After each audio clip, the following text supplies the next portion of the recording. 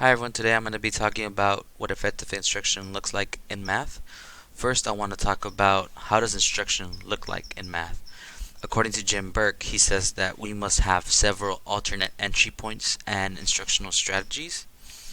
And he also says to give students level math problems. So one of the examples was that when we were in the solving by systems unit, we had easy, easy plus, and hard problems. So the easy problems were the systems, you have two equations, and they're already set up for you. If once the student sees it, it's already set up for them to just eliminate either the x or the y. So this would promote procedural fluency, which we'll talk about later on about what the ETPA central focus looks like for math, where we have to develop procedural fluency, conceptual understanding, and productive disposition, and mathematical problem solving skills. Then we have the easy plus problems, where this would develop and promote problem solving skills, because it's not so easy to identify what variable I want to eliminate. So we need to decide. The student needs to decide what they need to multiply in order for it to happen. Then we have the hard problems, and these ones the student must multiply both of the equations by something so they can eliminate either the x or the y. Another thing Jim Burke touches on is that giving students these leveled math problems, it helps students see their academic progress and also their standing, but more of their progress. So what I mean by that is they can see where they're at, what level they were at, and now what level they are. They're able to reflect what they were able to learn and understand, not just what I am right now. Like right now I'm at a C, but think about it, I came from an F. Then we have instructional sequencing. So although it would be obvious to start with this second bullet point, to introducing the topic, the unit with an anticipatory set, I decided to start with the setting expectation. I believe Jim Burke touches this in classroom management, like setting the expectations, setting the goals, setting the rules. It was something that I was working on as a teacher when I was doing my student teaching.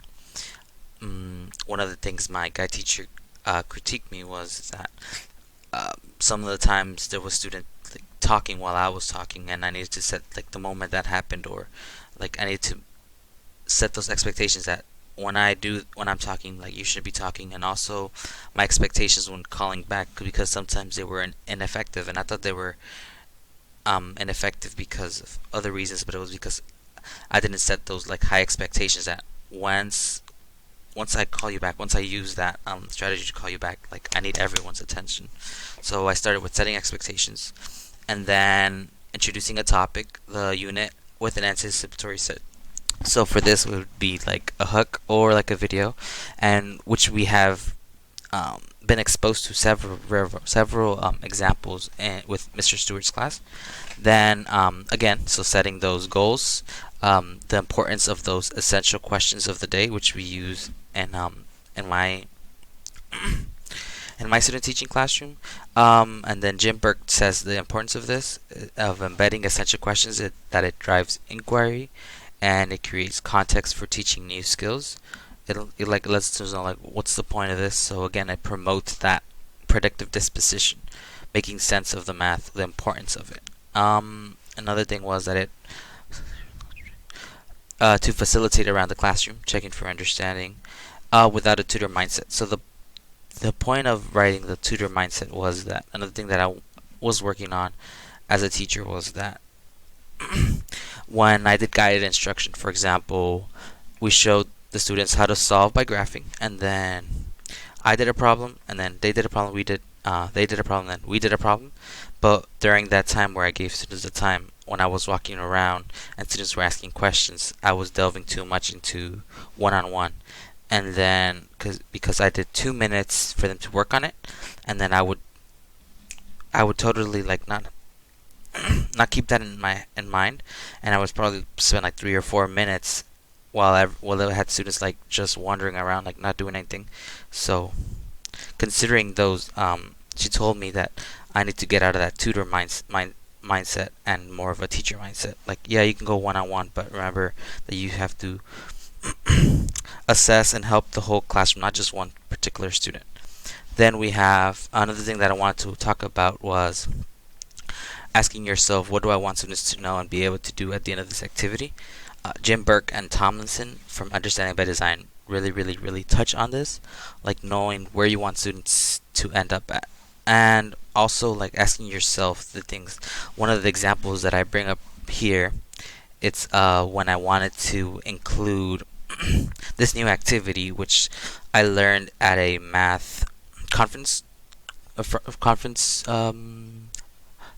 talk with a lot of math educators. Mr. Stewart was there, and it was this new activity about debate. So debate cards and using the sentence streams that you see this picture below, which was my claim is and my warrant is, and it was just some debate cards. This debate activity, it helps develop discourse. It helps students, promotes the academic conversation that we're going to talk about later. But the thing that happened was when this was something totally new for my guide teacher, but this were some of the responses. She kept telling me it was a little bit like tough love, but she was like, "So what is the reason of the census, or what is the reason of the debate?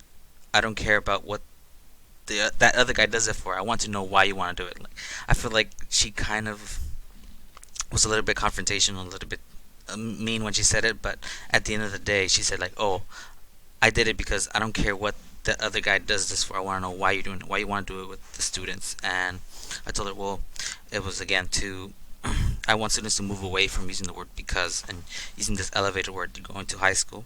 They gotta use this elevated word. My claim is and my warrant is. You can kind of see it, but these are the debate cards. So one of them was they have to debate which method was better to solve the system, or which method was better to solve this word problem. So one of the prompts was one of the student argues, "Oh, my claim is that solving by graphing is better, and my warrant is because my warrant is that graphing I can see when I graph I can see the lines and I can see where they intersect."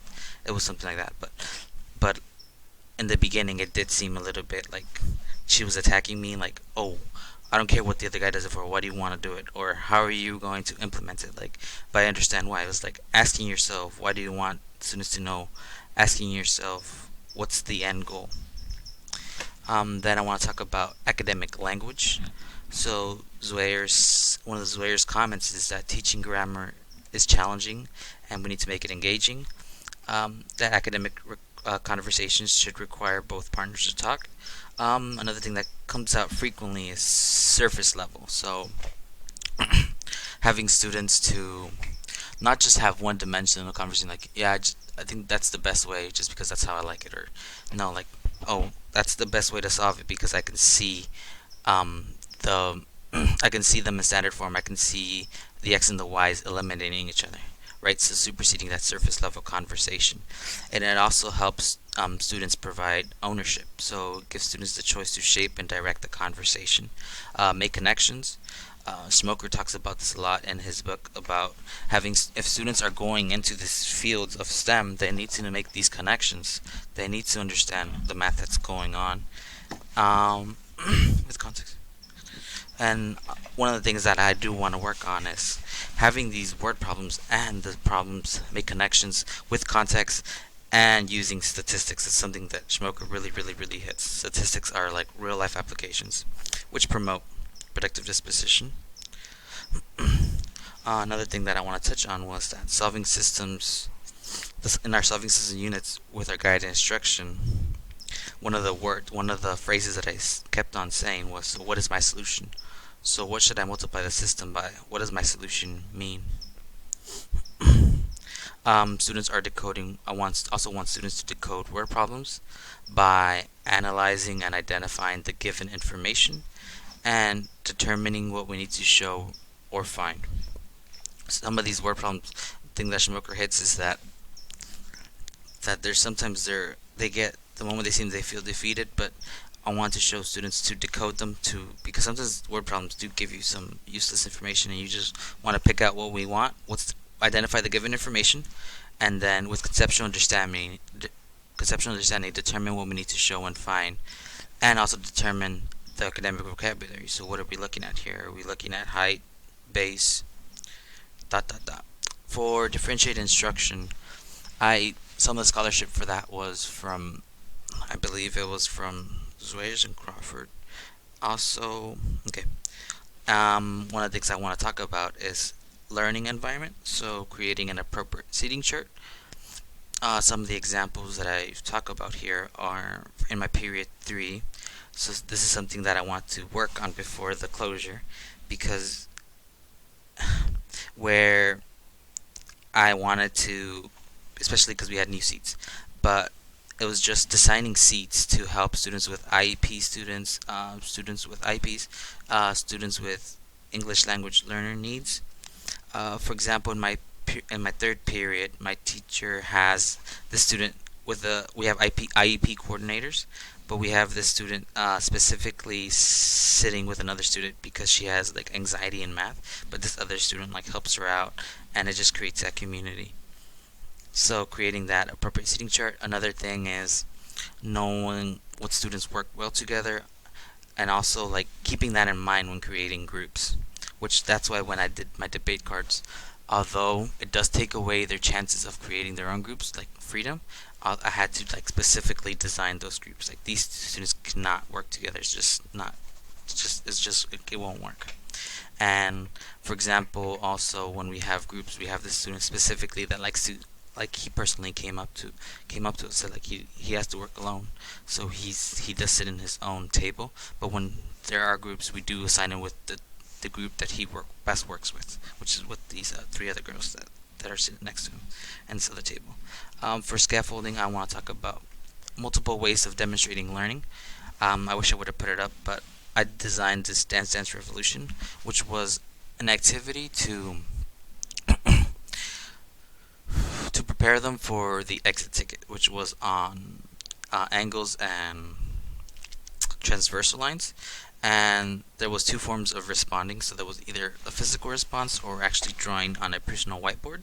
So that one, it was also kind of promoting academic language. So it was show me um, complementary angles, show me alternate interior angles, and the physical response for it was there's tapes in the floor with lines, and they either have to stand on the 2 angles that show alternate interior angles, or they can either, with the whiteboard, they would draw the lines and they would point to them. So there was 2 different multiple ways of demonstrating learning.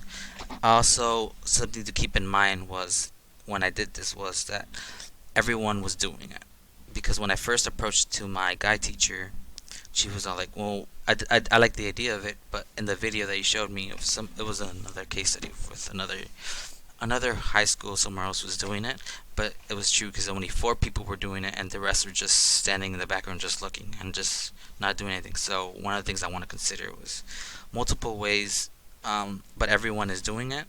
Everyone is graded equally, and I also touch on I want to work with supporting EL students, specifically with the class that I took over for period 8. There was a student that's why I feel like I was more of a tutor than his teacher, because he did need a lot of help, and I felt like it was just piling question, and he never let me had the chance to go. Like I feel he was a little bit too needy, and I couldn't give enough time for the other students. So knowing like what questions to like give him, like, all right, stay with this question for now, reflect, and then I'll come back later. And also, I think I kind of worked on it by having the people in this table work with him, but sometimes I felt like that was too much. Like I was just pushing him away. Like, no, go, let the other guy help you, like that. So that's something I want to work on with supporting EL students, which was something I was going to work on with my guy teacher, but then, due to the closure. Next, I want to talk about at TPA the central focus. So that's a TPA central focus for math is that the central focus should support students to develop conceptual understanding, procedural fluency, mathematical reasoning, and/or problem-solving skills. You've heard me before, so these are the 5 strands of mathematical proficiency that we talked about with Mr. Stewart, and the TPA usually focuses on these two. So it's conceptual understanding and procedural fluency, and predictive decision as well, but it's just harder to hard to assess. Then we have conceptual understanding, so knowing the mathematical concepts, procedurally how to do that process, and predictive decision is making sense of the math that is sensible, and this is one of the videos for